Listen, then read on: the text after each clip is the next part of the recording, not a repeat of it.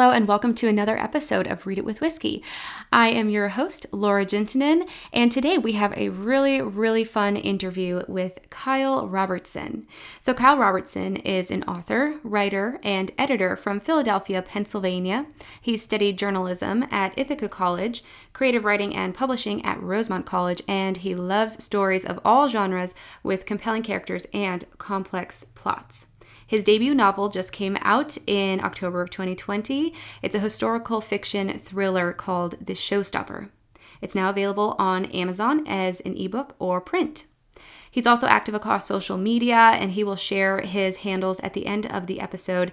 But he really enjoys connecting with other authors and helping them with their work and championing other indie authors, just like I do through this podcast. So I knew he was a good fit to come on the show today. And when he's not writing, he loves catching up on another good book, some TV series, going for long walks. And he also has a black belt in Korean Tang So-do, and he teaches new students. So that is just something really exciting. I hope I pronounced that right. But yes, today's interview was really fun with Kyle. We got to talk in depth about his book, The Showstopper, but also got to talk a little bit more about the author side of things and where the passion comes from writing. So without further ado, let's get into the episode. Welcome to Read It with Whiskey, an interview podcast highlighting self-published authors. I am your host, Laura Juntunen. The purpose behind this podcast is to help authors grow their audience while also introducing readers to their new favorite authors. Let's get to know the person behind the page. Sit back, sip some whiskey, and lean in to these self-published authors. Before we dive into the interview, it is time for a Laura J. Live update. So as some of you may know, I participated in NaNoWriMo. NaNoWriMo is National Novel Writing Month, and it takes place in November every single year. I had attempted to participate in this challenge for quite a few years before I succeeded. And yes, in 2020, I succeeded. I wrote over 50,000 words in 30 days. So that essentially is the challenge of NaNoWriMo. If you haven't heard of it before, you decide to write a book and you write 50,000 words in 30 days. It is a very challenging feat, and it's something that I've always wanted to challenge myself with, and it was just divine timing. It was the perfect time to do this, and I flew through this book. After NaNoWriMo was complete, I decided to take a little bit of break on my creative side. We moved into our house. I got everything settled down a little bit. And now in the end of January 2021 into February, I will be pursuing the editing phase for this book. I'm not going to be giving you guys too many details yet because it's still a little bit of a secret what the book is about.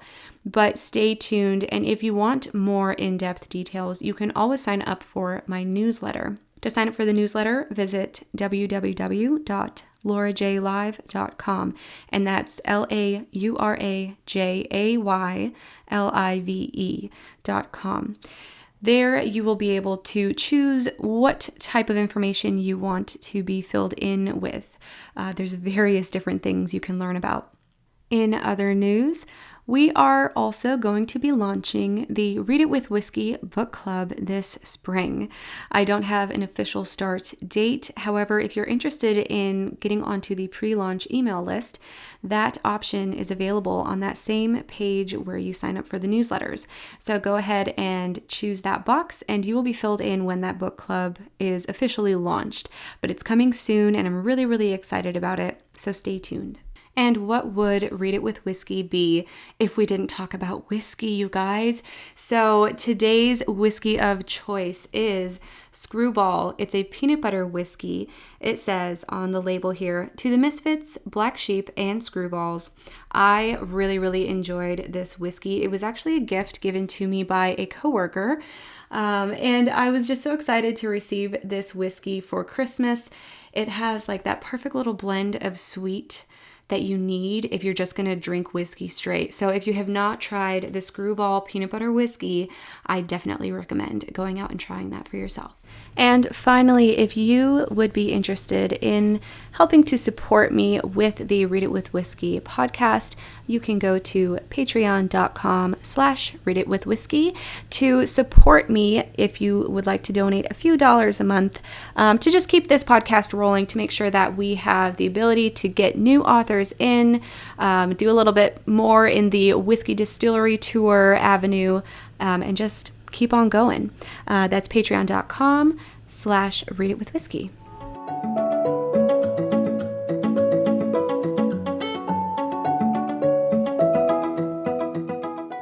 Well, Kyle, thank you so much for being on Read It with Whiskey. How are you doing today?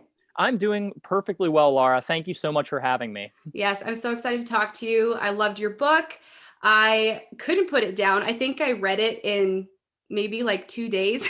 Wow. I just binge read it. And I was really excited to go back through it and kind of pick out my favorite scenes and my favorite people that we can talk about today. But first of all, I just want to dive in with asking you, why did you become a writer? What was the motivation behind that? So it kind of goes back a ways. And by the way, thank you very much for that wonderful intro. I'm so glad you liked the book. But so why I became a writer, going back years and years now. So when I was a little kid, I grew up loving watching TV, reading books, all kinds of consumption of anything fictional.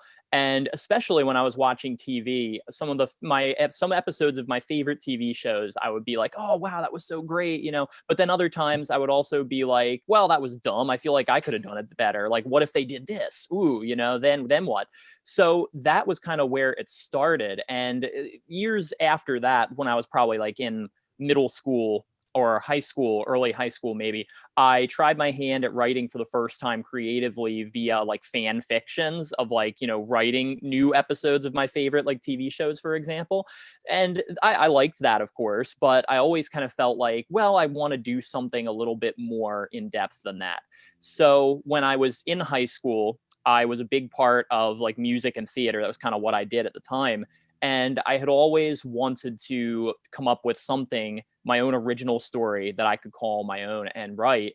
And I kind of got this random weird idea, and I'm sure we'll talk more about it, but that resulted in my book, The Showstopper, that was just about somebody wrecking plays for money, because I think it kind of came out of my teenage angst at the time and getting passed over for parts that I felt like I deserved. And like looking back, I was like, yeah, probably not. But that's kind of where it came from. And I talked to friends about this. They encouraged me to, go for it and actually try to write a book. Some people even dared me to do it. So I had to do it at that point. And yeah, then after that, it was quite a journey to actually get there. And I'm sure we'll talk about that. But that's kind of where it started. I love it. And that's something that a lot of people I talk with say, is that their life experiences kind of get put into the book or have a big influence in what you write about. So obviously, we already said the title, The Showstopper. And for my book club members in the future, I'm holding up the book now. If you want to see what it looks like, everyone for on the podcast, you'll have to go and join the book club so you can watch this interview live on a video. But yeah, tell us what The Showstopper is all about. So the Showstopper is a lot of different things in one kind of storyline, which focuses on 1920s New York, specifically Broadway and the theater district is where a lot of the action happens. And it's about this masked criminal, the title namesake of the book, the Showstopper. I don't want to give too much away when I'm talking about this, but who is wreaking havoc up and down Broadway by wrecking shows and destroying props, embarrassing the actors, and basically closing down these companies because of all the damages that are incurred. And there's a number of characters who get involved around this central story. A young janitor who's my main character, an actress, a police officer, a reporter, a theater owner. There's a whole lot of them, as I'm sure we'll discuss, but they all kind of get drawn into this central conspiracy that surrounds this criminal, and that there's actually a lot more going on. And that, in fact, said criminal, the Showstopper, may actually not be the one who needs to be dealt with. There's actually somebody worse. I won't say too much about that, but somebody who's kind of hiding in the shadows and is this sinister puppet master who's controlling pretty much everybody in the story. Oh, I love it. Everything you're saying, I'm just like, oh, I remember every single part. And I love it. So there's just so many twists and turns and little avenues that you go through within this book. So tell us the story about how you were specifically inspired from your middle and high school days, a little bit more in detail for us.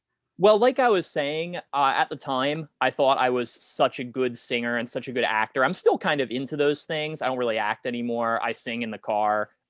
But yeah, at the time, I've probably thought I was a lot better than I actually am. You know, I think we all kind of go through that at some point with For certain things. sure. But yeah, at the time, I was then very upset frequently because I felt like I was getting, passed over for like the good parts in the school play. And, one day when I was just lounging around with some friends after school at rehearsal, I was just kind of, idly speculating, like, oh, I'm so fed up with this. I wish somebody would like, burn it down, basically. And Yes. from that, I don't know. Yeah. And like maybe not a healthy speculation, but whatever. So kind of from that idle comment was kind of the genesis of this idea. And a lot of different things came into it. I definitely love comic books. I always have. So I've wanted to write a sort of superhero-ish story. I've loved the idea of heroes and supervillains, and that's kind of where the Showstopper character came from. But seeing things more along the lines of like Batman, I was going for a more like gritty, realistic sort of portrayal of that. Also, I went on Broadway to see a number of shows, but mostly like the Phantom of the Opera played a huge part in this Oh, I because I love the think Phantom. that wasn't really a focus of mine, but I can't deny that probably did influence the ideas of this story a lot. So yeah, it kind of the characters themselves also, a lot of them I don't really know where they came from. You talked a little earlier about how we, kind of insert our lives into stories, and there are some things that I've written that definitely do that. But with the Showstopper, outside of that very general premise, there's very little of me in this story at all. Like this is just it was just something I wrote for fun, really. Yeah. Oh, I love it. I love it. So you're not doing acting or singing outside of the car or the shower. So what are you doing full time? Are you writing full time? What is your job?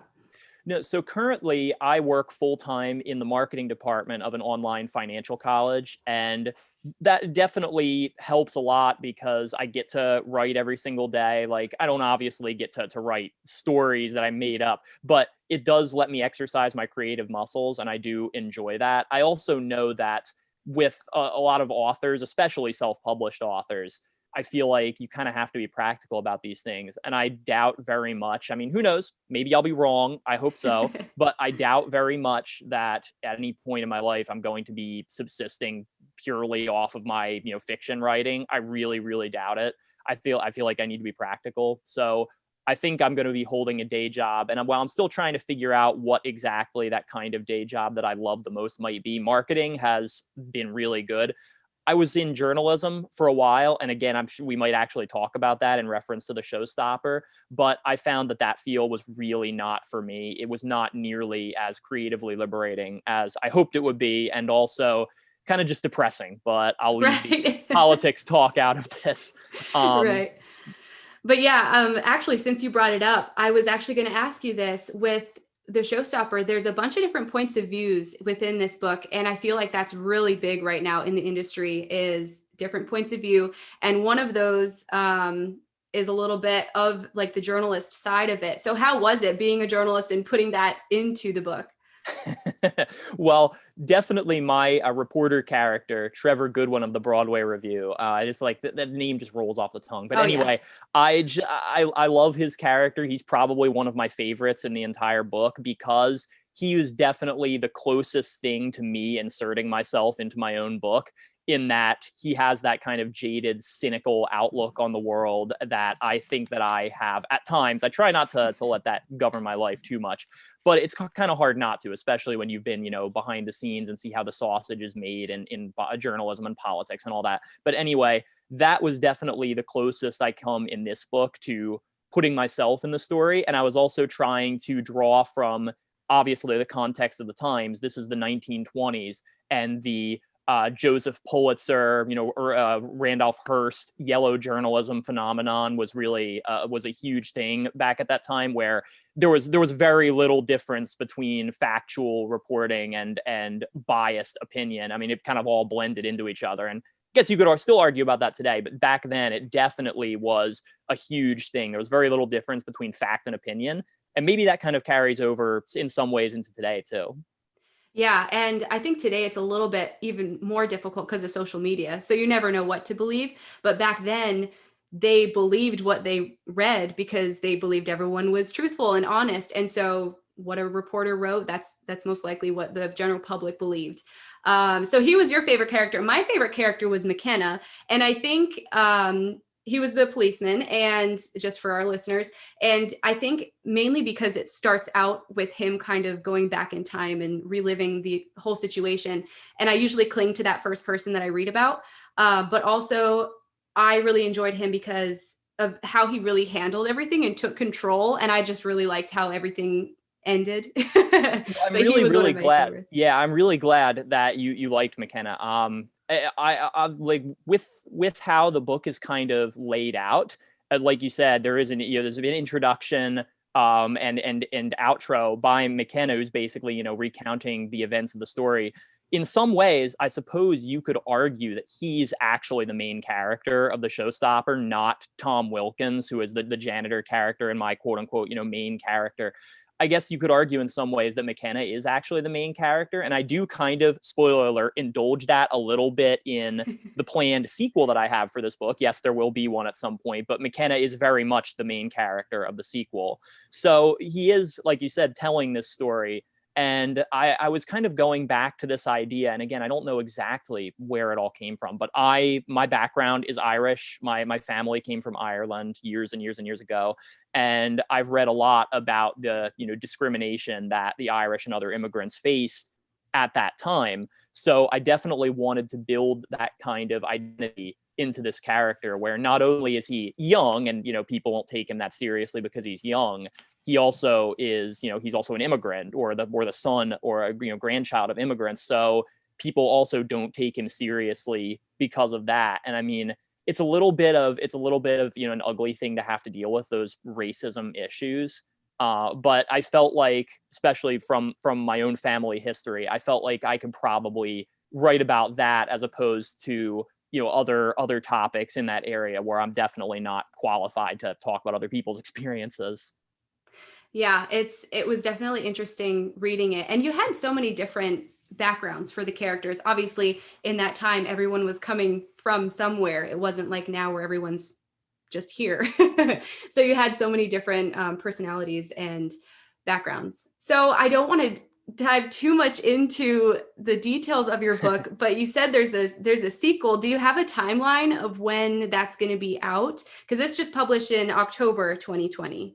Yes, and there was actually a long time before that I was still kind of playing around with this idea. I actually, and this might be another question, so I apologize, but I actually first published this book back in 2014. That was when I was just first getting into the idea of self-publishing. And I just wanted to, I had this story. I wanted to get my work out there. I thought it was so cool that there was an option to self-publish and that I didn't have to, wait on pins and needles for somebody else to tell me that they liked my book. But when I first released it, obviously, I made some good choices. I made some bad choices, admittedly. I didn't really know a whole lot about anything. So I had originally published it in 2014. It then kind of, lounged around with me not really doing a whole lot with it until about couple years ago in like 2017, when I came back to it and was like, okay, I want to do a little bit better by this. So I went back and like revised and edited the inside and put it out again as like a second edition. And again, didn't really do a whole lot with it until last year, 2020, when I was like, you know what, I'm going to do this right this time. I've been part of the writing community on social media for like 3 years thereabouts. And I've seen other people put out self-published work that is really astounding in its quality. And I was like, I want to be part of that. So I actually put in an investment. I had people design a cover for me. I had people really professionally edit my book, and took all the steps that I felt like I needed to make it a real live self-published work that I can be proud of. So anyway, I'm kind of going a little bit off track there. So sorry, what was your question from before? No, the sequel. So yes. do you have that planned out? Mm-hmm. So yes and no. I have a very loose idea of what the sequel will entail. Well, I'm kind of lying. It's rather detailed actually, but there are just some parts. I always have the beginning and the end figured out. It's the middle that gives me problems. I know basically what I want to have happen in that story. However, there are some major roadblocks to it, so I wouldn't expect it probably at any point in the super near future. It is very much on my to-do list, though. There are a couple of things. One is the setting of the second book shifts from 1920s New York to 1930s New Orleans. So New Orleans is a very different kind of scene and one that I'm not quite as familiar with. And also, there's going to be a couple different items in the book that I felt like I wanted to include that could be somewhat problematic. Like I wanted to include the sort of interesting like voodoo mysticism kind of thing that New Orleans is sort of known for, but obviously that's a little bit fraught. And also, I felt like I couldn't possibly talk about someplace like New Orleans without talking about the state of race relations in the 1930s, especially between Black people and white people. And that is something that I am kind of honestly, uncomfortable with myself writing without some kind of very like detailed research into it. So the sequel, to make a long story short, will require some more research work than the first one did. And you'd actually be surprised at how little historical research I did for the first one. But yeah, there are definitely some topics in there that I'm like, yeah, I'm not going to approach this until I really can, spend the time to make sure that I get it right. Right, especially since you did originally publish this, and that was one of my questions for later on, but I'm glad we hit it when we did. Since I go back into social media of all the people I interview, and I had seen that you had published it before, different color, or cover and all that. And so since you went through that process, I like that you want to go more into the details of researching, maybe even collaborating with someone who knows more information about that, so then they can help you.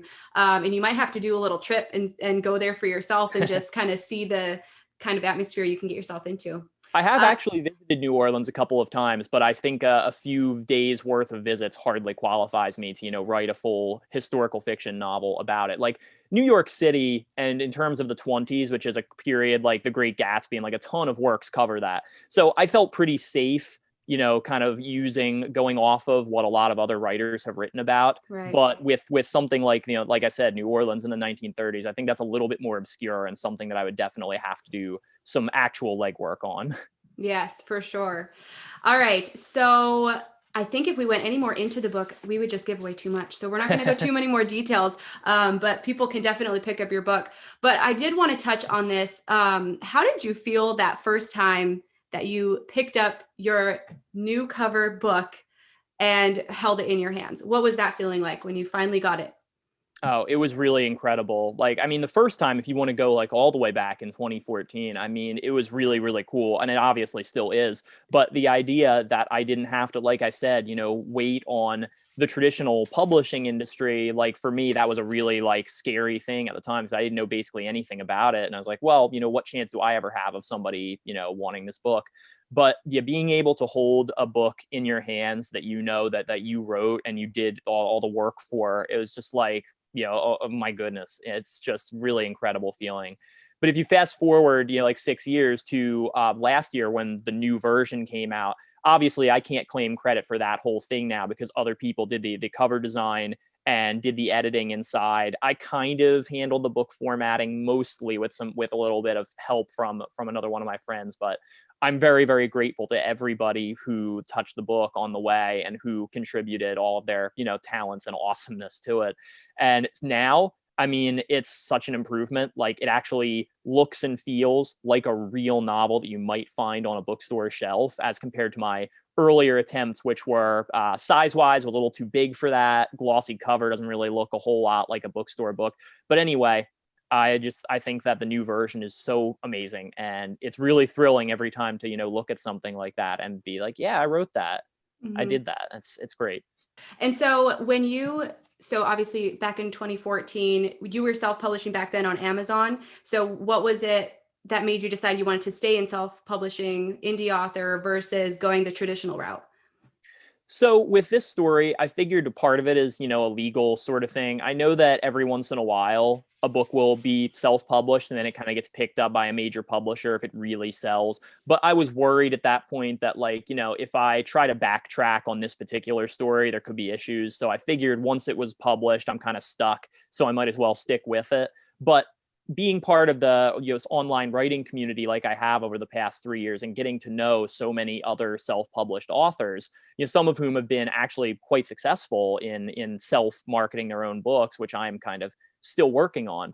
It gave me the inspiration that I needed to make sure that I did this right. And I got this impression of a whole community of indie authors who we all need to kind of, lift each other up. Not only that, but also ensure some kind of, standard of quality for our books. I definitely did not want to be part of the problem of, I've read self-published books that are wonderful, like I said, but I've also read some that are, still like riddled with typos, and the design work and formatting isn't quite, where it should be. And it just bothers my eyes when I read them, and I can tell. So I don't want to be part of that problem. I don't want to be part of the reason why self-publishing.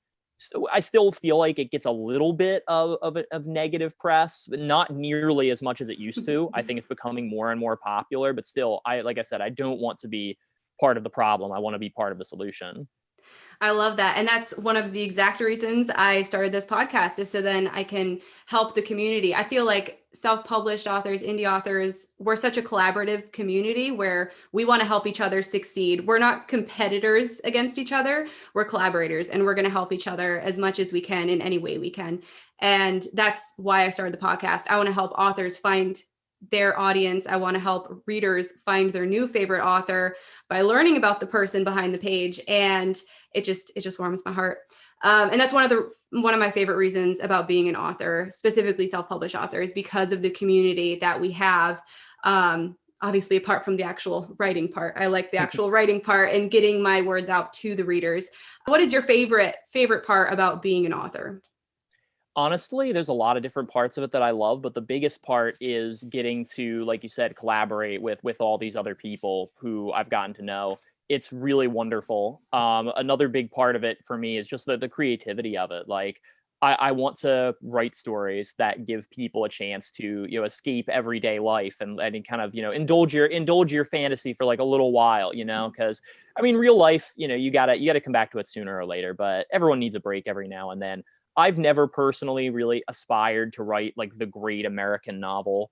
It'd be great if I did at some point, but personally, I think that what I write, I just write to entertain people. And if people can say that, I really had a good time reading your book, that's all that matters to me. I'm not after some great work of literature. I just want to help people have fun.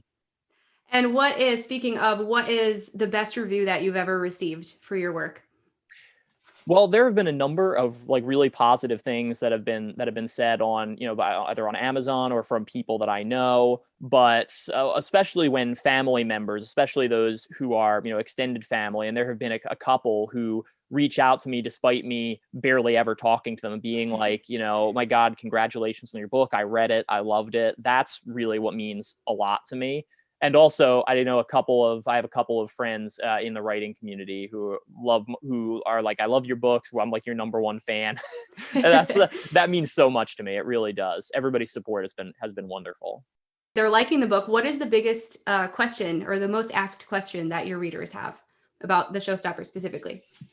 Well, I think a lot of people want to know about the identity of the Showstopper themselves. And actually, I won't spoil too much, but the identity of the Showstopper, as you probably know from reading the book, is actually not the big secret of the story. Like, you would think that this idea of a masked criminal who does these things, the identity of that person would be the big secret of the story. But no, that's really not the point. I kind of lay it out pretty early on. But there's a much greater mystery at play, and there's a big plot twist at the end of it that I'm very, very proud of.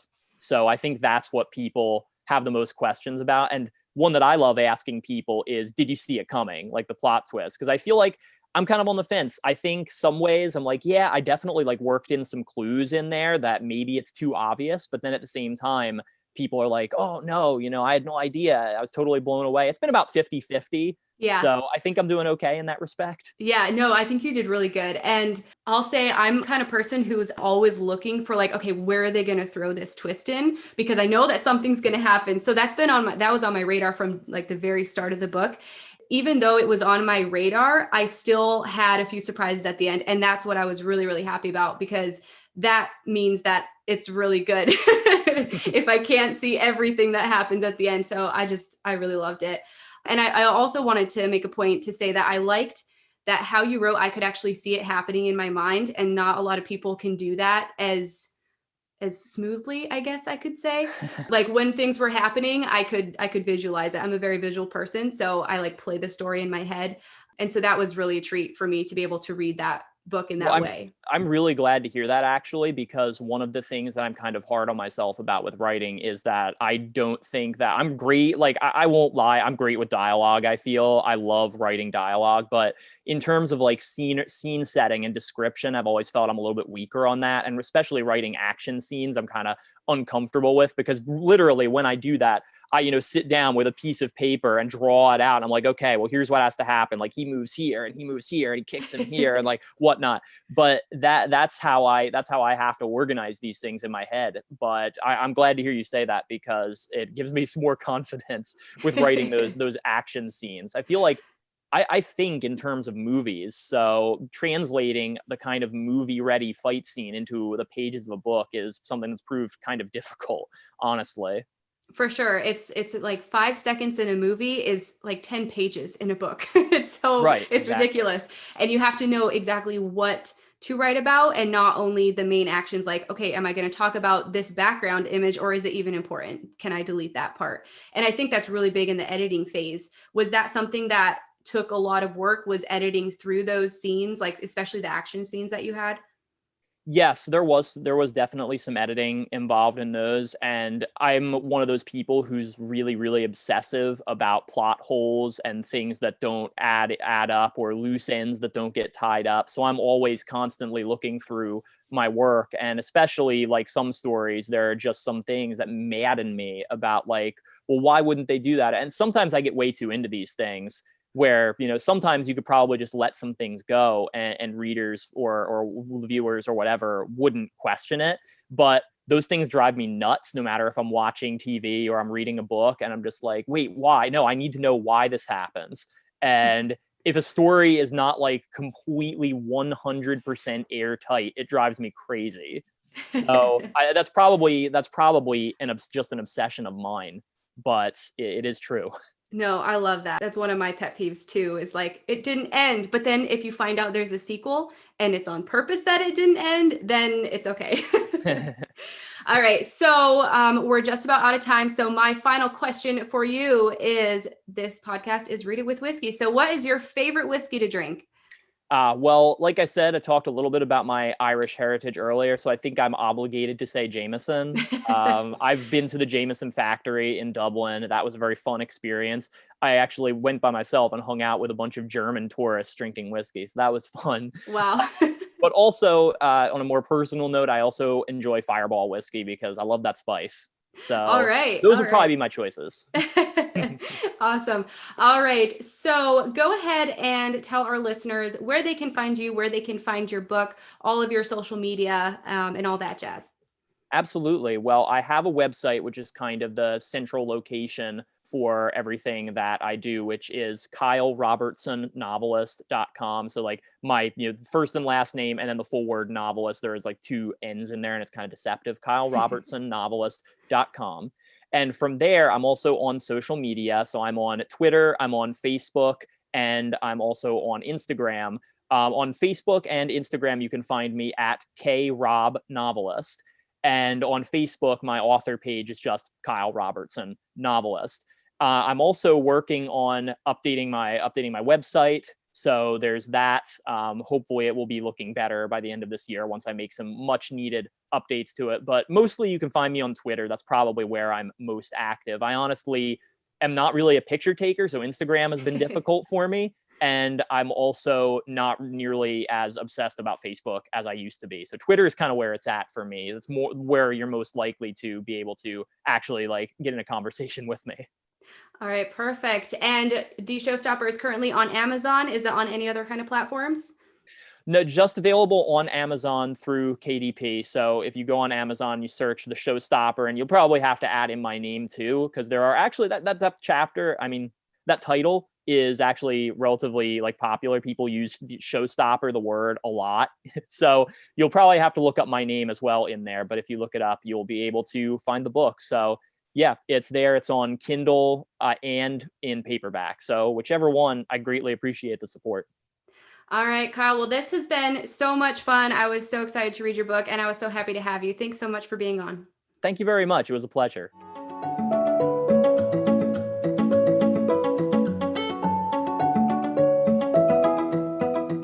I had so much fun talking with Kyle today. It was just a breath of fresh air to really get to know somebody who feels the same about collaborating and helping other fellow authors. And I really hope you enjoyed the episode as well. Like I said, this book was definitely a binge book for me. I read it so quickly, and I think I'm going to go back through and read it again because there's so many little details that Kyle puts into his work. And you can tell that he really, really cares about the overall feeling that you get when you're finally at the end and you find out what happens. So I hope you really enjoyed this. Again, go on to all of his social media. Make sure to go to Amazon and purchase his book if you're interested. And Kyle will be in the running to be one of the featured books in the Read It with Whiskey book club. The book club is coming soon in spring of 2021, so keep your eyes and ears out. The first place you will hear about that is here on the Read It with Whiskey podcast. All right, well, that is all for today. Thank you so much for tuning in with me. Until next time.